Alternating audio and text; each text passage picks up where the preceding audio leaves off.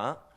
오늘은 시편 102편의 말씀을 통해 중년의 나를 데려가지 마옵소서라는 제목으로 하나님의 말씀 증거하도록 하겠습니다. 오늘 시편의 배경은 바벨론 포로기로 추정됩니다. 이 세 차례에 걸친 바벨론의 침략으로 유다의 많은 이들이 바벨론의 포로로 끌려가게 되었습니다. 그리고 마지막 침략 때에 예루살렘 성전이 불타고 성은 폐허가 되었습니다. 나라를 잃고 1000km가 넘게 떨어진 낯선 이방 땅에 끌려온 이스라엘 백성은 고된 노역에 시달렸습니다. 자, 오늘 시편 기자는 그러한 이들 중에 한 사람이었어요. 그리고 그 고된 노동으로 말미암아 깊은 병을 얻었던 것 같습니다. 24절에 보면 그는 중년의 나이, 생을 마감하기에는 아직 젊은 나이죠. 무엇보다 이렇게 낯선 땅에서 포로로 끌려와 생을 마감하기에는 너무나 억울합니다. 이러한 고통과 상한 마음을 가지고 하나님께 토로하는 시가 바로 오늘 시편 102편입니다. 자, 우리 1절 2절 함께 읽어볼까요? 1절 2절 시작. 여호와여, 내 기도를 들으시고 나의 부르짖음을 주께 상달하게 하소서. 나의 괴로운 날에 주의 얼굴을 내게서 숨기지 마소서. 주의 귀를 내게 기울이사 내가 부르짖는 날에 속히 내게 응답하소서. 아멘. 자, 오늘 시편 기자는 자신의 고통과 이 억울한 마음을 가지고 하나님께로 나아갔습니다. 내게서 당신의 얼굴을 숨기지 마시고 속히 내게 응답해 달라고 간구합니다. 인생 중에 내 힘으로 도저히 감당할 수 없는 고난을 만났을 때 우리가 해야 할 일은 주님을 부르짖는 것입니다. 하나님께서 그 부르짖음에 어떻게 응답하실지 알 수 없으나 분명한 것은 오직 주님께 그 해답이 있기 때문입니다. 예레미야 33장 3절에 보면 너는 내게 부르짖으라 내가 내게 응답하겠고 내가 알지 못하는 크고 은밀한 일을 내게 보이리라 말씀하죠. 우리는 그 크고 은밀한 일이 무엇인지 알지 못합니다.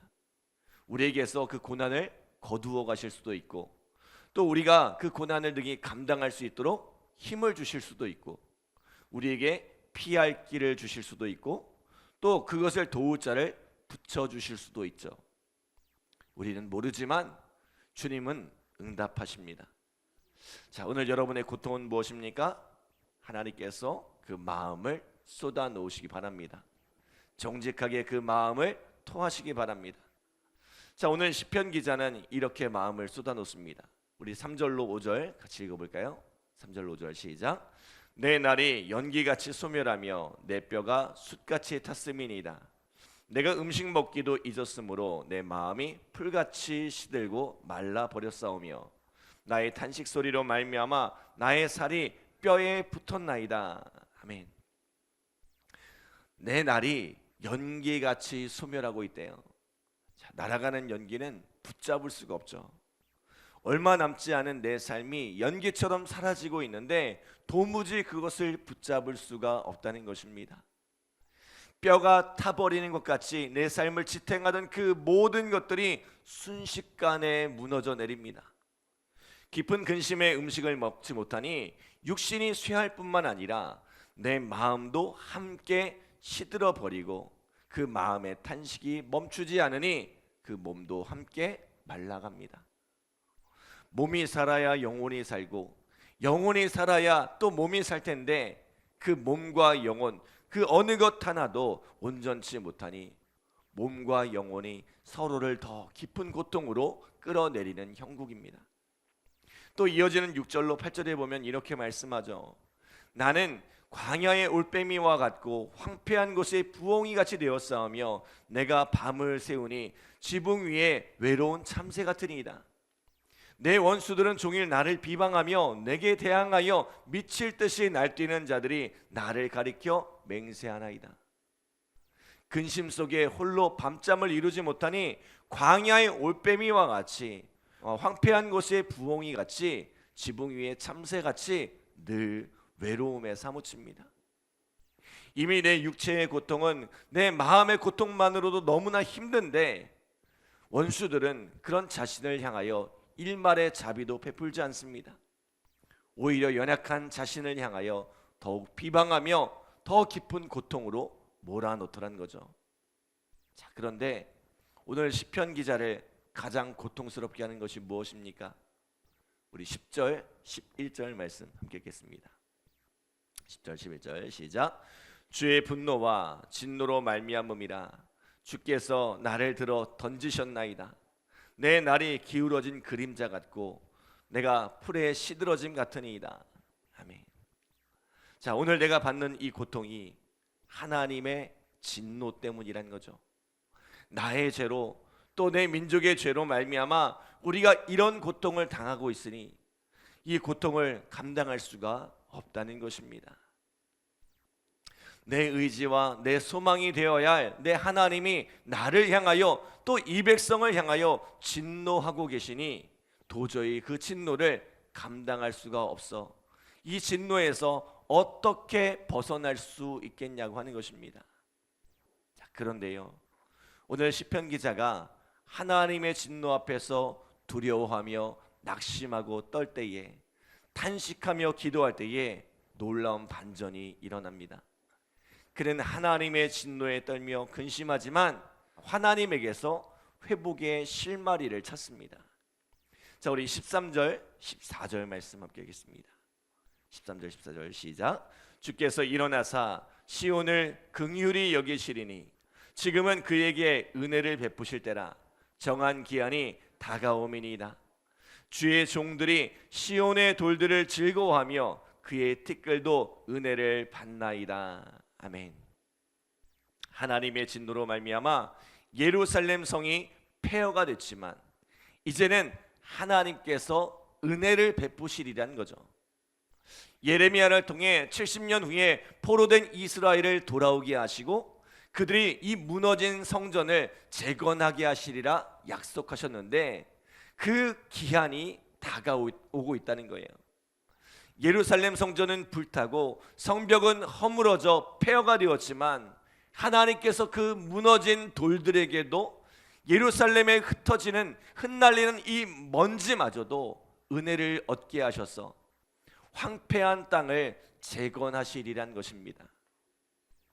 낯선 땅에 포로로 끌려와 고된 노동에 시달리며 다시 예루살렘에 돌아갈 날들을, 무너진 예루살렘이 재건될 날들을 꿈꾸며 기도해 왔는데 하나님께서 이 빈궁한 자의 기도를 들으시고 그 기도에 응답하셨다는 것입니다. 하나님께서는 반드시 시온을 회복하시고 이 하나님의 영광을 회복하리라는 것입니다. 그리고 그때에는 모든 나라, 모든 민족이 예루살렘으로 나와서 함께 하나님을 섬기는 그 은혜를 맛보게 하신다는 거죠. 여러분, 여러분에게는 이런 꿈이 있습니까? 이런 소원이 있습니까? 내 생을 다하기 전에, 내 삶이 다하기 전에 보고 싶은 꿈이 있습니까? 가끔 우리 남상수 권사님을 신방하면 권사님이 그런 이야기를 하세요. 육체의 연약함을 붙들고 씨름하지만 때로 그 몸이 쇠하고 마음이 연약해집니다. 그러한 가운데도 놓치지 않는 소원이 하나 있는데, 하나님, 내가 눈을 감기 전에, 내 생이 다하기 전에 예루살렘의 번영, 우리 새생명교회의 부흥을 보게 해달라는 것입니다. 아마 한평생 새생명교회에 몸담았던 우리 장로님들, 권사님들의 소원이 아닐까 생각됩니다. 내 생이 다하기 전에 새생명교회의 부흥을 보게 하소서. 이러한 소원들이 아마 다 있을 거예요. 오늘 시편 기자가 그 깊은 고통 속에서, 탄식 속에서 붙들었던 소망의 끈이 바로 이것입니다. 이국만리 낯선 땅에 떨어져 있지만 포로로 잡혀와 고된 노동 속에 살아가다가 이제는 병까지 얻어 깊은 절망에 사로잡혀 있지만 하나님께서 다시 회복하실 그날을 생각하면 절망 속에서 소망이 생겨나고 탄식 속에서 찬송이 일어나더란 거죠. 오늘 우리 모두에게 이러한 소망이 주어지기를 소원합니다. 아무리 절망적인 상황, 답답한 현실 속에서도 우리의 가슴을 뛰게 하는 그런 소망을 만나기를 바랍니다. 절대로 소멸되지 않는 하나님의 약속을 발견하길 바랍니다. 그 약속의 말씀을 붙들고 그 약속의 소망을 붙들고 다시 일어나는 우리 믿음의 성도들 되시기를 간절히 기도합니다. 자, 그런데 그 날을 생각하니 내 날이 저물어 가는 속도가 너무나 빠른 거예요. 내 삶이 다하기 전에 예루살렘의 회복을 보고 싶은데 내 힘이 점점 약해져 갑니다. 자, 그래서 이렇게 기도하죠. 하나님이여, 나의 중년에 나를 데려가지 마옵소서. 하나님이여, 나의 중년에 나를 데려가지 마옵소서. 비록 내 삶이 고통스럽지만 이렇게 여기서 나의 생을 마무리하고 싶지 않다는 것입니다. 그러한 중에 오늘 시편 기자가 깨달은 것이 무엇입니까? 우리 26절로 28절 함께 읽겠습니다. 26절로 28절 시작. 천지는 없어지려니와 주는 영존하시겠고 그것들은 다 옷같이 낡으리니 의복같이 바꾸시면 바뀌려니와 주는 한결같으시고 주의 연대는 무궁하리이다. 주의 종들의 자손은 항상 안전히 거주하고 그의 후손은 주 앞에 굳게 서리이다 하였도다. 아멘. 세상에서 영존하시는 분은 오직 하나님 한 분이란 거죠. 세상의 시작과 그 결말을 다 보실 수 있는 분은 하나님 한 분밖에 없다는 것입니다. 한 세대가 왔다 가고 또 다른 세대가 왔다 가고 그 다음 세대가 왔다 가고 그렇게 끊임없이 새로운 세대가 왔다 갑니다. 그 모습이 마치 하나님이 옷을 갈아입는 모습과 같다는 거죠. 그렇게 수많은 세대가 지나가는 동안 하나님은 언제나 변함없이 서 계시다는 거예요. 그리고 변함없이 당신의 말씀하신 바를, 당신의 뜻하신 바를 이루어 가고 계신다는 것입니다. 하나님께서 아브라함에게 큰 민족을 이루게 하시리라 약속하셨지만 아브라함이 남긴 것은 고작 이삭 한 사람뿐이었습니다. 수대가 흘러서야, 수백 년이 흘러서야 그 하나님의 약속은 성취되었죠. 비록 아브라함은 그 약속의 결말을 보지 못했지만 하나님은 그 약속을 이루시고 그 자손을 축복하사 큰 민족, 큰 나라를 이루게 하셨다는 것입니다. 오늘 시편 기자도 마찬가지입니다. 그는 이 땅에서 예루살렘의 회복을 보지 못하고 눈을 감을지도 모릅니다. 그에게 주신 시대적 소명은 이 징계의 시간을 견뎌내며 회복의 날을 위해 기도하는 것이었던 거죠. 그러나 그것이 그에게 절망이 되지 않는 이유가 무엇입니까? 비록 그는 눈을 감을지라도 하나님은 당신의 뜻하신 바를 따라 예루살렘을 회복하실 것이고 그 자손들을 그 땅에서 견고케 하실 것이기 때문입니다. 우리는 세상에서 한 시대의 소명을 다 감당하고 사라질 것이지만 하나님께서는 그 모든 것을 마침내 이루시고 이 마침표를 찍으시리라는 거죠. 하나님께서 우리 각 사람에게 맡겨주신 이 시대적 소명이 무엇인지는 알 수 없습니다. 어떤 이는 씨를 뿌리는 이가 될 것이고 또 어떤 이는 물을 주고 거름을 주는 이일 수도 있습니다. 또 어떤 이는 열매를 거두는 일을 할 수도 있겠죠. 그러나 우리 모두는 그 시대적 소명을 감당할 뿐이고 이 모든 일을 이루시고 이 모든 일을 견고케 하시는 이는 바로 우리 하나님이시란 거예요. 하나님은 우리들의 삶을 절대로 헛되지 않게 하십니다. 어떤 사람의 삶은 오늘 시편 기자처럼 평생 고생만 하다가 낙을 누리지 못하고 소멸하는 삶이 될지도 모르죠. 그러나 그러한 삶도 절대로 헛되지 않은 것은 그 날들을 통해 예루살렘이 회복되고 그 자손들이 견고케 되는 날이 있다는 거죠. 우리의 삶의 가치는 어떤 열매를 맺는가에 있지 않습니다. 하나님이 두신 그 자리에서, 하나님이 세우신 그 자리에서 얼마나 성실하게 서 있는가, 그것이 우리의 삶의 가치입니다.